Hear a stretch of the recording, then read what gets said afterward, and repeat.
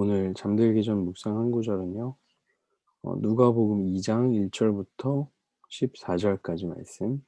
제가 읽고 전도사님, 홍규, 지훈 이렇게 읽겠습니다. 그 무렵 아우구스투스 황제가 칙령을 내려 전 로마 통치 지역은 호적 등록을 하게 됐습니다. 이것은 구레뇨가 시리아의 총독으로 있을 때 실시된 첫 번째 호적 등록이었습니다.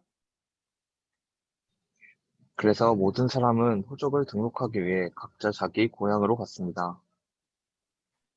요셉도 갈릴리 나사렛 마을을 떠나 다윗의 마을인 유대 땅 베들레헴으로 올라갔습니다.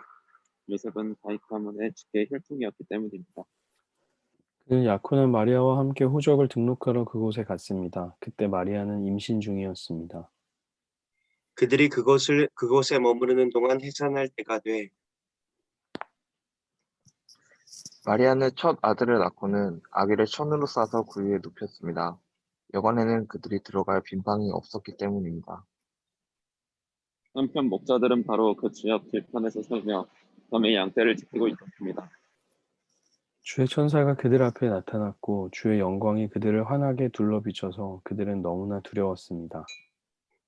천사가 말했습니다. 두려워하지 마라. 보아라. 내가 모든 백성에게 큰 기쁨이 될 좋은 소식을 너희에게 알려준다. 오늘 구주이신 주 그리스도가 다윗의 동네에서 태어나셨다. 너희가 천에 쌓여 구유에 누워있는 아기를 볼 것인데 그것이 너희에게 표적이 될 것이다. 갑자기 그 천사와 함께 하늘의 군대가 큰 무리를 이루며 나타나 하나님을 찬양하며 말했습니다. 지극히 높은 곳에는 하나님께 영광이요. 땅에서는 하나님의 은총을 입는 사람들에게 평화로다. 아멘. 아멘. 아멘. 아멘. 오늘 우리 성탄절입니다. 예수님 탄생하신 날을 우리가 기념하는 거죠. 근데 그 예수님 탄생하실 때 보면 그 요셉과 마리아가 아무것도 할 수 없다는 것을 우리가 다시 한번 알게 되거든요. 1절에 보니까 아우구스투스 황제가 칙령을 내려서 전 로마 통치 지역이 호적 등록을 하게 된 거죠. 호적 등록은 보통 이제 세금을 거두려고 하거나 아니면 이제 자신의 업적을 확인하기 위해서 하는 거거든요, 왕들이. 그런데 이렇게 왕이 그냥 세금을 좀 더 걷어야겠다, 아니면 얼마나 있는지 좀 알아야겠다, 이렇게 할 때, 아무것도 할 수 있는 게 없었어요. 그래서 그때 3절에 보니까 모든 사람은 호적을 등록하기 위해 각자 자기 고향으로 갔습니다. 모든 사람이 왕의 말 한마디에 고향으로 가야 되는 그런 시기였다는 거죠. 요셉과 마리아도 마찬가지죠. 하나님의 아들을 잉태하고 있다는 것을 알았지만 왕의 말 한마디에 아무 할 수 있는 게 아무것도 없고 그냥 이제 가야 하는 그런 수준 상황인 거죠. 그래서 요셉도 갈릴리 나사렛 마을을 떠나서 다윗의 마을인 유대 땅 베들레헴으로 올라갔습니다. 그런데 5절에 보니까 약혼한 마리아와 함께 호적을 등록하러 갔는데 마리아가 임신 중이었던 거죠. 그리고 6절에 보니까 그들이 머무르는 동안에 해산할 때가 된 거예요. 하필 그때. 그러니까 이 해산도 출산도 마찬가지죠. 예측할 수가 없습니다. 그러니까 자기가 뜻대로 할 수 있는 게 없죠. 그러니까 왕의 명령에 어쩔 수 없이 순종해서 고향으로 가야 되고 또 그때 때마침 해산할 때가 돼 가지고 아이가 나오고 그러니까 요셉과 마리아가 특별히 할 수 있었던 게 없죠. 7절에 보니까 또 더 안타까운 거는 아기를 낳았을 때 천으로 싸서 구유에 눕히고 여관에는 들어갈 빈방이 없었다. 그러니까 하나님의 아들인 것을 알았지만 좋은 곳에 눕힐 수도 없는 상황이었던 거죠. 그러니까 예수님이 탄생하신 그 말씀의 배경은 뭐냐면 구원은 하나님께서 주도하시며 이루시는 일이지 인간이 막 뭔가 되게 대단한 준비를 해 놓다든가 뭐 뭔가 내가 완벽하게 이렇게 이루었을 때 하나님이 오신다든가 그런 게 아니었어요. 그냥 하나님의 때에 그냥 오신 겁니다. 근데 그렇게 오신 것이 무엇이냐면 모두에게는 기쁜 소식이 되었다는 거죠. 8절에 보니까 목자들은 바로 그 지역 들판에 살며 밤에 양떼를 지키고 있었습니다. 모든 사람들이 호적하러 고향으로 가는 그때에 밤이 새도록 일을 해야 하는 사람들이 있었죠. 그게 이제 바로 목자들입니다. 그 당시 가장 이제 천한 대접을 받던 사람들이었죠. 근데 그들에게 천사가 나타나서 이들이 이제 처음에는 두려운 거죠. 이 천사가 뭐라고 하냐면 두려워 마라 보아라 내가 모든 백성에게 큰 기쁨이 될 좋은 소식을 너희에게 알려준다. 어, 무슨 말입니까? 모든 백성에게 기쁨이 되려면 가장 낮은 사람에게 기쁨이 전달돼야 되잖아요. 사실 뭐 기쁜 소식을나 뉴스를 쉽게 접할 수 있는 사람들이 있지만 이들은 그런 뉴스를 접할 수 없는 약간 사람들이잖아요.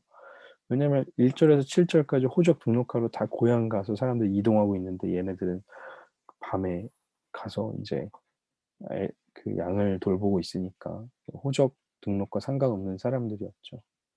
그들에게 어떤 소식이 나타났냐면 구주이신 주 그리스도가 다윗의 동네에서 태어나셨다. 메시아께서 오신 것이 모든 백성에게 기쁨이 되는 사건이다라고 이야기하는 겁니다. 그러면서 천에 쌓여 구유에 누여 있는 아기를 볼 것인데 그것이 너희에게 표적이 된다는 거죠. 표적 그 자체는 볼품이 없죠. 구유에 쌓여 있는 아기가 메시아라니.